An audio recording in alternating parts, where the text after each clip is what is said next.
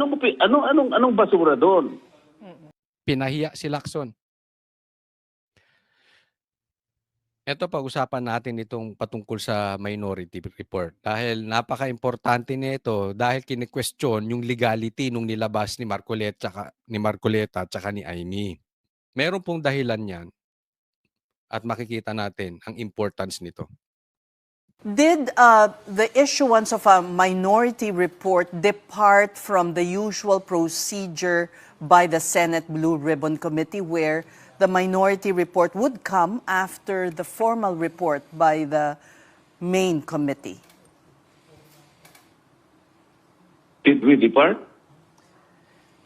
Sir, did No, you... our purpose is to inform our people that we had already our findings and recommendations on how we should deal with the problems involving the most anomalous and the most scandalous corruption in this country.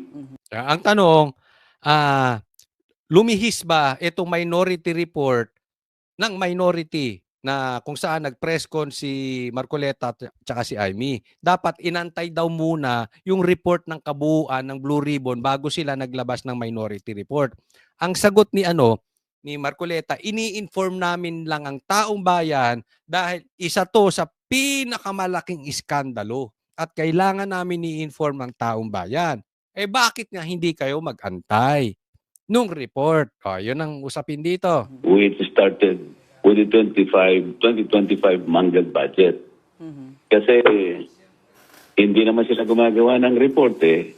You remember Senator Ping promised that he will issue or submit a partial report before the December break. At sinisisi niya yung kanyang mga tauhan. Sabi niya, mahihina yung mga tauhan ko eh. Sabi nila, it's already being drafted. Nung tanongin ko, nakatingin sila sa akin, tatango-tango lang. So when can the Filipino people await really the submission of a final report? Kasi ang mga tao, they're agitated. They're frustrated. Galit na galit ang mga tao. Ninakaw. Hindi lang ninakaw, nilimas ang kaba ng bayan eh. So ang purpose namin dito, one, siguro to encourage naman the Blue Ribbon Committee, mag-submit na kayo kahit partial report lang, di ba? Para sa tao.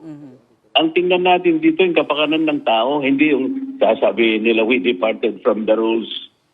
Bakit? Masama bang mag-submit ng minority report in the history of the Senate? Ay, taka muna. So, patuloy natin dyan. So, ang usapin, bakit sila nag-submit? Naglabas sila ng minority report, hindi muna nag-antay. Ang sagot ni Marcoleta, nangako ka, Lacson. Maglalabas ka ng partial report bago magpasko. Akala ko ba Tito Soto forthwith? Pagalawin mo yung yung tao mo, forthwith. Maglabas kayo ng report. Tama si Marcoleta. Yung taong bayan nag-aantay. Nag-aantay ng ano bang nangyayari sa investigasyon. Alam mo yung ginawa ninyo, naglabas kayo ng ICI. Inutil. Wala rin pakinabang yung ICI. Sabi nyo maglalabas kayo ng report. Hindi kayo naglabas ng report bago magpasko. Tapos ngayon nagmamalaki kayo, magkakaroon ng Blue Ribbon. Balik na. Anak ng teteng. Nung nagkaroon ng Blue Ribbon, lumayo tayo, itinuturo na ang Office of the President. Lumayo kayo. Di ba? Galit na raw ang taong bayan. Frustrated. And I agree with Marcoleta. Hindi lang galit. Mali nga si Marcoleta. Galit na taong bayan. Nag-aantay. Ano bang kababuyan yung ginagawa nila Lacson? Kaya naglabas na sila ng minority report para tingnan mo anong kabaklaan ginawa ni Lacson. Isinisi niya yung tao. Kasi mahina daw yung tao niya. Kaya hindi sila makalabas ng minority report. What kind of a leader is this? You don't blame your people. Yan ang leader ha. Tatandaan nyo. Ang leader, pag may magandang nangyayari sa grupo, credit to the members. Pag may kapalpakan, i-blame niya ang sarili niya. Yan ang leader. Etong mga bossing, katulad lang ni Lacson yan. Pag may palpak, isisisi sa tao. Gago ka ba? Disisantihin mo yung tao mo kung inutil, palitan mo. Pero sa katotohanan, ikaw may kasalanan noon. Pwede ba namang wala kang control sa kanila, sisisihin mo pa sila? Di ba? Ang gago ni Lacson, no? Sisihin yung taong bayan kaya hindi sila yung tao niya kundi makalabas ng minority. Tama yung sabi ni Marcoleta para mapuwersa naman kayo. Gumalaw-galaw kayo. Hindi po pwedeng ganyan ng ganyan.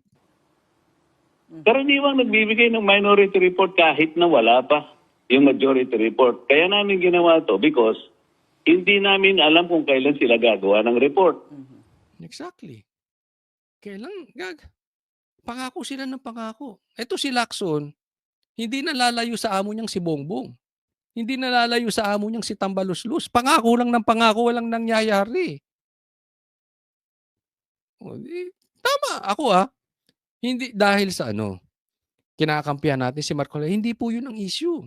Binabanatan din natin yan si Marcoleta pagka may mali, di ba? Patas lang naman tayo Pero tama dito si Marcoleta. May kailangan gumawa ng report. Okay, pero There is them to do that. all right. Now, Senator Ping says it belongs in the trash can. Ako pwede sumagot. It belongs to the trash can. Basura yung minority report. Ingat ka ng kakasalita ng ganyan. Baka Lacson, next week, sa basura ka pulutin. Hindi tayo nananakot. Tatandaan mo. Kung ikaw ay nakaasa diyan sa mga traidor na amo mo, na kung saan kahit nga si Sara, na siya ang naglagay sa posisyon sa mga animal na yan, trinaidor. Pinalibing nung tatay sa libingan ng bayani. Kinidnap pa yung tatay na si PRRD. Ganyan. Basura ang tingin nila sa wala ng silbi para sa kanila. Yung nagamit na nila, basura na nila tingnan. Baka mamaya, akala mo nakasandal ka sa pader. Baka bukas makalawa, ikaw na ang nasa basurahan. Ingat ka dyan. Sa kanya, if it belongs to the trust can, nakalimutan niya siguro, di man lang niya binasa yung report. How can you even make a judgment like that? Yung tatlong hearings ko, nung ako pa ang chairman, kasama yung tatlong hearings na kanyang ginawa, pinagsama ko yun So is he ready, or he's prepared to assume and even admit na yung kanyang ginawang 3 hearings, basura din? Pati yung kanyang dalawang privilege speeches na ginamit kong input doon, basura din yun?